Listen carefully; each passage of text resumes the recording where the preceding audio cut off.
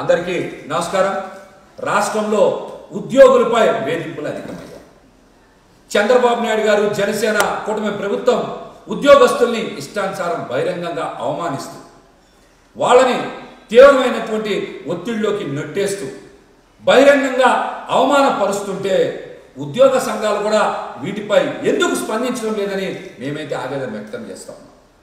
చంద్రబాబు నాయుడు గారు చూశారు కదా, బహిరంగంగానే చాలా మంది అధికారులు మీరు నిద్రపోతున్నారు, మీకు మర్యాదగా చెప్తే అర్థం కాదా, ఒళ్ళు దగ్గర పెట్టుకోండి, ఇంకా తమాషాలు చేస్తున్నారు ఏంటని ఇష్టానుసారం మాట్లాడుతున్నారు.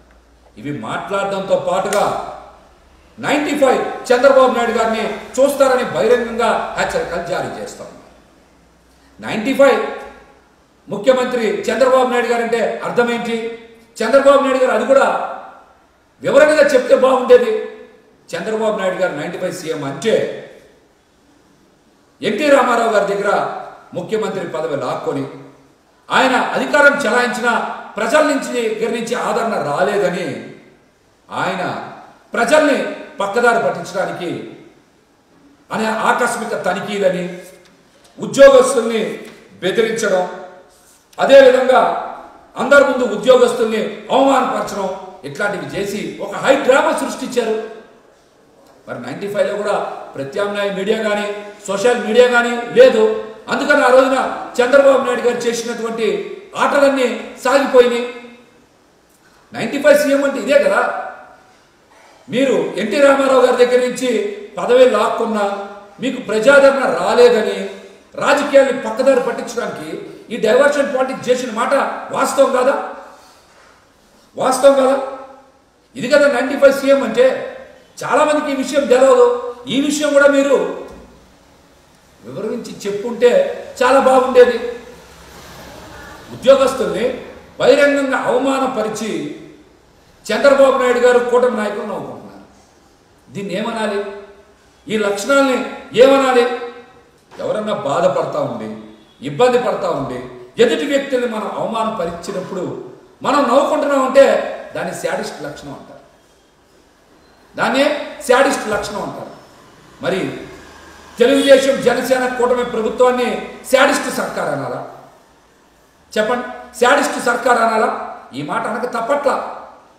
ఈ రోజున చంద్రబాబు నాయుడు గారు జనసేన పార్టీ చేస్తున్నటువంటి ఆగడాలను చూసి ఇది శాడిస్ట్ సర్కార్ అని పేరు పెట్టాల్సి వస్తుంది. ఉద్యోగస్తులు కూడా చంద్రబాబు నాయుడు గారు ఏదో వస్తారు, బ్రహ్మాండంగా మాకేదో చేస్తారు అని అందరూ భావించారు. కానీ ఈరోజు ఏమైంది? ఎక్కడ పడితే అక్కడ ఉద్యోగస్తుల్ని తిట్టడం, అవమానించడం. ఇది వాస్తవం కాదా?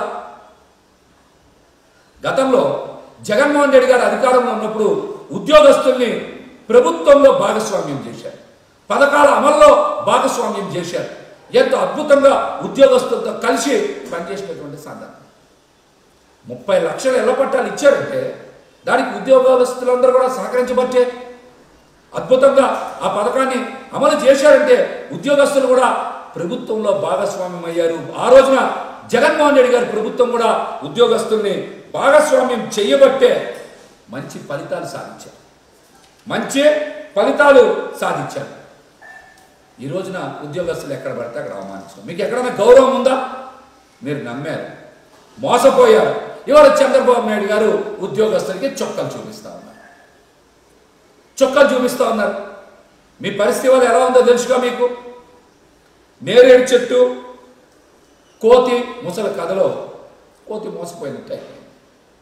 అదేవిధంగా బంగారు కడియం పులి కథలో బాటసారి పులిని నమ్మినట్టు అయిపోయింది మీ పరిస్థితి అలాగైపోయింది. ఉద్యోగస్తులకి ఈ రోజున చొక్కలు చూపిస్తున్న మాట వాస్తవం. గత ప్రభుత్వంలో ఎప్పుడైనా సరే జగన్మోహన్ రెడ్డి గారు ఉద్యోగస్తులను టార్గెట్ చేశారా? ఎక్కడైనా వేధించారా? బహిరంగంగా ఎక్కడన్నా ఇబ్బంది పెట్టారా? వర్గాలుగా విడదీసిన వాతావరణం ఎక్కడన్నా ఉందా? ఇష్టం లేని వారి మీద రైడ్స్ చేయించి దెబ్బ కొట్టేటువంటి తప్పుడు చంద్రబాబు గారి విధానం, సాంప్రదాయాలు ఎక్కడన్నా ఉన్నాయా? ఈ విషయాలన్నింటినీ కూడా ఉద్యోగస్తులు ఒకసారి మళ్ళీ గుర్తు తెచ్చుకోవాలి. ఉద్యోగస్తుల్ని వేధించి వేధించి వెంటాడి సంఘటనలు చూసిన తర్వాత చాలామంది ఉద్యోగస్తులు బయట మాట్లాడుకుంటున్నారు. మనందరం అనవసరంగా నేరకపోయి బాబు పవన్ కళ్యాణ్ గారి కూటమిని మనం గెలిపించుకున్నాం, మనం తెచ్చుకున్నాం అనే తప్పుడు భావన ఈ రోజున ఒక ఇబ్బంది పడేటువంటి భావన వాళ్ళలో వచ్చేసింది. ఈరోజున వాళ్ళలో వచ్చేసింది. అదేవిధంగా మీరు చూస్తే గతంలో అనేక గణాంకాలు తీసుకోండి. దీని మీద ఎక్కడైనా సరే బహిరంగ చర్చకు కూడా మేము సిద్ధం. చంద్రబాబు నాయుడు గారు అధికారంలో ఉన్నప్పుడు, చంద్రబాబు నాయుడు గారు అధికారంలో లేనప్పుడు అభివృద్ధి సంక్షేమం చంద్రబాబు నాయుడు గారు అధికారంలో పాలనలో లేనప్పుడే చాలా బ్రహ్మాండంగా జరిగాయని గణాంకాలు అయితే వివరిస్తూ ఉన్నాయి. దీని మీద ఎవరితో అయినా సరే బహిరంగ చర్చకు సిద్ధమని కూడా మేమైతే తెలియజేస్తూ ఉన్నాం. మరి ఎంతో అనుభవం ఉంది, అద్భుతమైనటువంటి పాలన చేస్తారు, చంద్రబాబు గారిని చూసి నేర్చుకోవాలని చాలా మంది మాట్లాడుతూ ఉన్నారు. మరి చంద్రబాబు నాయుడు గారు కనీసం బడ్జెట్ ప్రవేశపెట్టలేకపోయారంటే ఆయన అనుభవం దేనికోసం, ఆయనకి దేంట్లో అనుభవం ఉంది, దీని మీద కూడా ఒకసారి ప్రజలు ఆలోచన చేయాలి. ఆయన్ని పొగిడేటువంటి వ్యక్తులు కూడా ఆలోచన చేయాలి. బడ్జెట్ ఎందుకు ప్రవేశపెట్టలేకపోయారు? ఇంద్రుడు చంద్రుడు అని పొగిడారు కదా, బడ్జెట్ ప్రవేశపెట్టలేనప్పుడు మీరు ఎందుకు మాట్లాడట్లా? దీని మీద ప్రజలు కూడా ప్రశ్నించాలి. రాష్ట్రంలో ఎర్ర బుక్ అనే ఒక ఎర్రి బుక్ను పట్టుకొని ఎవరిని పడితే వాళ్ళని వేధిస్తాం, ఎవరిని పడితే వాళ్ళని ఇష్టానుసారం వేధిస్తా ఉన్నారు. ఉద్యోగస్తులను అయితే వేడి వేస్తూ ఉన్నారు, ఎక్కడ పడితే అక్కడికి బదిలీలు చేస్తూ ఉన్నారు. గత ప్రభుత్వంలో ఇలా జరిగిందా? చెప్పండి, గత ప్రభుత్వంలో ఇలా జరిగిందా? ఆ ఎర్ర బుక్ను పట్టుకొని ఉద్యోగస్తులను ఇష్టానుసారం వేధిస్తూ ఉన్నారు. మరి గతంలో ప్రద్యుమ్న గారు సీఎం ఆఫీసులో పనిచేశారు. మరి ఆయనకి జగన్మోహన్ రెడ్డి గారు మంచి పోస్టింగ్ చేయలేదా? సాయి ప్రతాప్ గారికి ఇవ్వలేదా? సతీష్ చంద్ర గారికి, గిరిజాశంకర్ గారికి, కాటమనేని భాస్కర్ గారికి, ప్రవీణ్ కుమార్ గారికి, అదేవిధంగా డీజీపీగా పనిచేసినటువంటి ఠాగూర్ గారికి, పివి రమేష్ గారికి, ఇలా చాలా మందికి ప్రాధాన్యత ఉన్నటువంటి పోస్టింగ్లు ఇచ్చారు కదా జగన్మోహన్ రెడ్డి గారు. ఇవన్నీ మర్చిపోయి అన్ని అబద్ధ ప్రచారాలు, అవాస్తవ ప్రచారాలు మీడియాను అడ్డం పెట్టుకొని ఉద్యోగస్తుల్ని వేధించాల్సినంత అవసరం ఏమొచ్చింది? వాళ్ళ మీద అంత కక్ష సాధింపు చర్యలు ఎందుకు? కావాలని వాళ్ళ అధికారుల మీద కూడా ఏదో ఒక ముద్ర వేయడం, వాళ్ళని సస్పెండ్ చేయడం, వాళ్ళని ఇబ్బంది పెట్టడం, నోటీసులు ఇవ్వడం. ప్రజలందరూ కూడా సూపర్ 6 అమలు చేయలేదని ప్రజలు అడుగుతూ ఉంటే ఇక్కడ కూడా మళ్ళీ కుట్ర, ప్రజల్ని పక్కదారి పట్టించడానికి కావాలని చంద్రగిరిలో, మదనపల్లిలో సబ్ కలెక్టర్ ఆఫీసులో ఫైల్స్ తగలబడిపోయాయని, అట్లాగే ధవళేశ్వరంలో ఫైల్స్ తగలబడిపోయాయని ఇష్టానుసారం విసుకునే ప్రచారం చేశారు. ఇవన్నీ చంద్రబాబు గారి ఫైల్సే, ఇవన్నీ చంద్రబాబు ఫైల్స్ అంటారు. ఇట్లన్నింటినీ కూడా వాస్తవాన్ని కప్పిపుచ్చి అబద్ధ ప్రచారం చేశారు. మదనపల్లిలో కాలిపోయినటువంటి ఫైల్స్ షార్ట్ సర్క్యూట్ వల్లే కాలిపోయాయని చంద్రబాబు నాయుడు గారే స్వయంగా నెల్లూరు మీటింగ్లో కూడా చెప్పారు కదా. ఇంకా దాని మీద విషయ ప్రచారం ఏంటి? అదేవిధంగా ధవళేశ్వరం ఫైల్స్ ఘటనలో కూడా అవి ప్రాధాన్యత లేవని ఆర్డీఓ దగ్గర నుంచి కలెక్టర్ గారి వరకు బయటకు వచ్చి చెప్పారు. అయినా ప్రతిపక్షం మీద విమర్శ. వీటి మీద చంద్రబాబు ఫైల్స్ అని ఒక సిరీస్ తీయాలి. ఇక్కడి నుంచి చంద్రబాబు ఫైల్స్ అని ఒక సిరీస్ తీయాలి. ఎంత తప్పుడు ప్రచారం ఏంటి? ప్రభుత్వం 5 ఏళ్ళు ఉంటుంది, ఉద్యోగస్తుల సర్వీసు 30 ఏళ్ళ పైన ఉంటుంది. ఇలాంటి వేధింపులు కనుక చేస్తూ ఉంటే వచ్చే ప్రభుత్వంలో కూడా ఎట్లాంటి చర్యలు చేయాలా? చెప్పండి, ఎట్లాంటివి చేయాలా? ఇట్లాంటి కొత్త సాంప్రదాయం మొదలు పెట్టాలా? ఇదేం రకమైన పాలన? దీనికి కూడా టీడీపీ జనసేన కూటమి ప్రభుత్వం సమాధానం చెప్పుకోవాలి. రాష్ట్రంలో ఇప్పుడు కొత్త సాంప్రదాయం, టీడీపీ బిళ్ళ పెట్టుకుంటే ఆఫీసులకి టీ ఇవ్వాలంట, కాఫీ ఇవ్వాలంట. అధికారులు సంతకం పెట్టే నిర్ణయం టీడీపీ నాయకులు చెప్తారంట, అప్పుడు సంతకం పెట్టాలి. ఎందుకు ఉద్యోగస్తులందరినీ తీసేయండి, టీడీపీ నాయకులను కార్యకర్తలను మీరందరూ కూడా రిక్రూట్ చేసుకోండి. ఇంకా ప్రభుత్వ ఉద్యోగాలు తీసేయండి. మీకు ఎలాగో నచ్చదు కదా చంద్రబాబు నాయుడు గారికి, ప్రభుత్వ ఉద్యోగులు అంటే నచ్చదు కదా. తీసేయండి, వాళ్ళందరినీ తీసేసి తెలుగుదేశం పార్టీ నాయకుల్ని కార్యకర్తల్ని అక్కడ నియమించుకోండి. ఇంకా మీరు వస్తే టీ ఇవ్వాలి, మీరు చెప్పిన చోట సంతకం పెట్టాలంటే ఇంకా వ్యవస్థ ఎందుకు? వ్యవస్థల్ని భ్రష్టు పట్టిస్తుంది మీరు కాదా? నిన్న కూడా చూశాం కదా, పత్తిపాటి పుల్లారావు గారి సతీమణి గారి చుట్టూ ఎంతమంది అధికారులు ఉన్నారో కేక్ కోయడానికి. ఇంకో పక్కన జేసీ అస్మిత్ రెడ్డి గారు డైరెక్ట్గా సారీ చెప్పించిన వీడియో కూడా రికార్డ్ చేశారు కదా. వ్యవస్థల్ని భ్రష్టు పట్టిస్తుంది ఎవరు? తెలుగుదేశం జనసేన కూటమి కాదా? వాళ్ళ ఇళ్లలో వాళ్ళు కూడా సెల్యూట్ చేయాలి, లేకపోతే బెదిరిస్తారు, లేకపోతే ఉద్యోగాల నుంచే సస్పెండ్ చేస్తారు. ఇదేం దుర్మార్గం?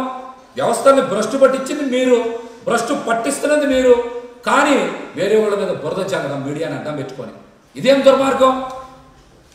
ఇదేం దుర్మార్గం? దీని మీద కూడా ఉద్యోగ సంఘాలు ఆలోచన చేయాలి. మీరు కనుక ఉద్యోగ సంఘాలు ఈ రోజున వ్యవస్థలను కాపాడేటువంటి బాధ్యత తీసుకోవాలి, వ్యవస్థలను కాపాడే బాధ్యత తీసుకోవాలి.